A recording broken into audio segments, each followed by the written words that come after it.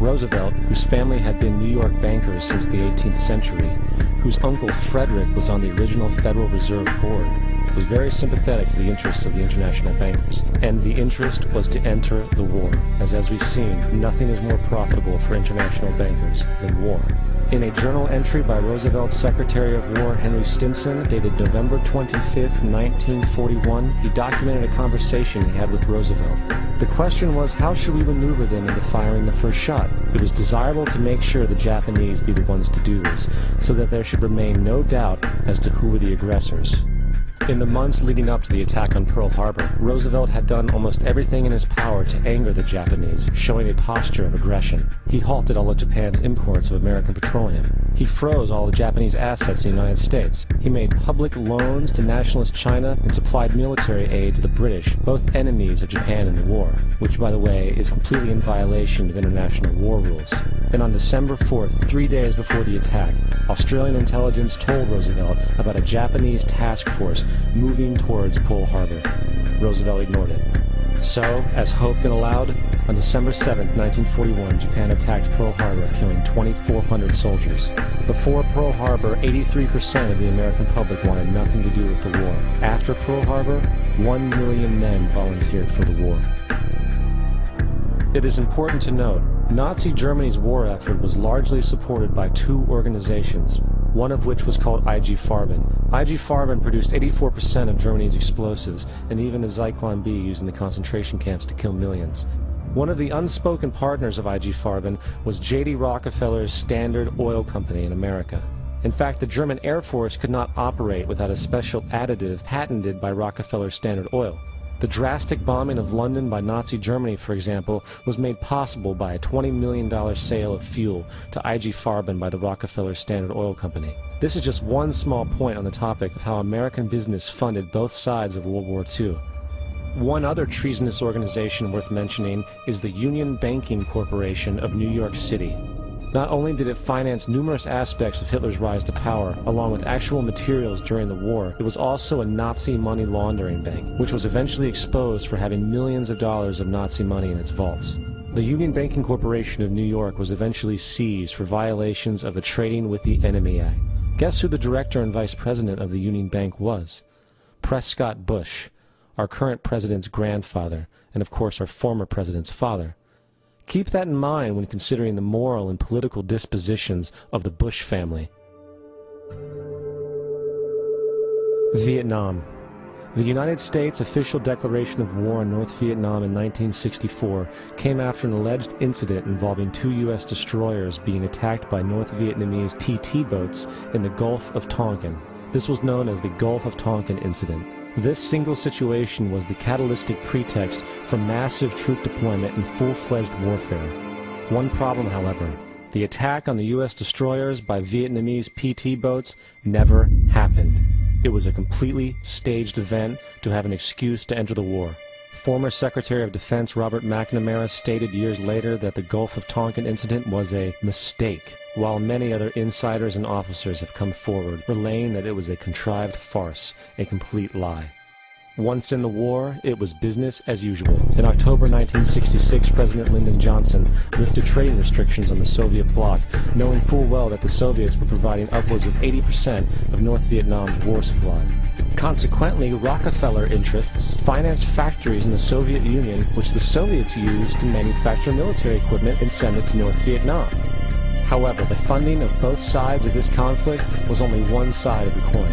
In 1985, Vietnam's rules of engagement were declassified. This detailed what American troops were and were not allowed to do in the war. It included absurdities like North Vietnamese anti-aircraft missile systems could not be bombed until they were known to be fully operational. No enemy could be pursued once they crossed the border of Laos or Cambodia. And most revealing of all, the most critical strategic targets were not allowed to be attacked unless initiated by high military officials. Apart from these imposed ludicrous limitations, North Vietnam was informed of these restrictions and therefore could base entire strategies around the limitations of the American forces. This is why the war went on so long. And the bottom line is this: the Vietnam War was never meant to be won, just sustained. This war for profit resulted in 58,000 American deaths and 3 million dead Vietnamese. So, where are we now? September 11th was the jumpstart for what is now an accelerated agenda by the ruthless elite. It was a staged war pretext no different than the sinking of the Lusitania, the provoking of Pearl Harbor, and the Gulf of Tonkin lie. In fact, if 9/11 wasn't a planned war pretext, it would be an exception to the rule. It has been used to launch 2 unprovoked illegal wars, one against Iraq and one against Afghanistan. However, 9/11 was a pretext for another war as well, the war against you. The Patriot Act, Homeland Security, the Military Tribunals Act, and other legislations are all completely and entirely designed to destroy your civil liberties and limit your ability to fight back against what is coming. Currently in the United States, unannounced to most brainwashed Americans, your home can be searched without a warrant, without you being home. You can in turn be arrested with no charges revealed to you, detained indefinitely with no access to a lawyer, and legally tortured, all under the suspicion that you might be a terrorist. If you need a painted picture of what is happening in this country, let's recognize how history repeats itself. In February 1933, Hitler staged a false flag attack, burning down his own German parliament building, the Reichstag, and blamed it on communist terrorists. In the next few weeks, he passed the Enabling Act, which completely eradicated the German Constitution, destroying people's liberties. He then led a series of preemptive wars, all justified to the German people as necessary to maintaining homeland security.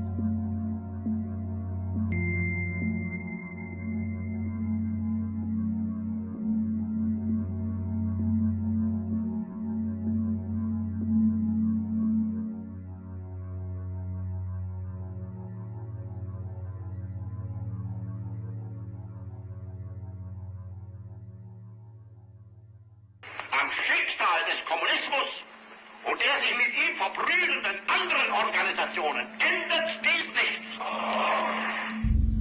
Our enemy is a radical network of terrorists and every government that supports them. It's time to wake up. The people in power go out of their way to make sure that you are perpetually misled and manipulated.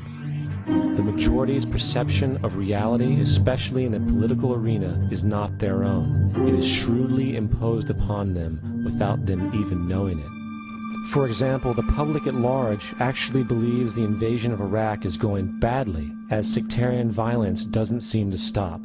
What the public fails to see is that the destabilization of Iraq is exactly what the people behind the government want. This war is to be sustained so the region can be divided up, domination of the oil maintained, continual profits reaped for the defense contractors, and most importantly, permanent military bases established to be used as a launching pad against other oil-bearing, non-conforming countries such as Iran and Syria. For further implication that the civil war and destabilization is purely intentional, in 2005, 2 elite British SAS officers were arrested by Iraqi police after being caught driving around in their car shooting at civilians while dressed up as Arabs. After being arrested and taken to a jail in Basra, the British Army immediately requested the release of these men. When the Basra government refused, British tanks came in and physically broke out the men from the Basra prison. If you wish to destroy an area, how do you do it? Well, there are 2 ways. You can go in there and bomb it and so forth, but that is not very efficient. What you do is you try to get the people in that area to kill each other and to destroy their own territory, their own farms. And that's what's been done in that area. The way in which you destroy an opponent is get him to destroy himself by dividing his ranks against one another. Then you feed both sides. You have agents feeding both sides, inflaming both sides. And they kill each other off. And it's time that some of us woke up to this reality, to understand that people who try to maintain empires and create empires do it by manipulating the people they're trying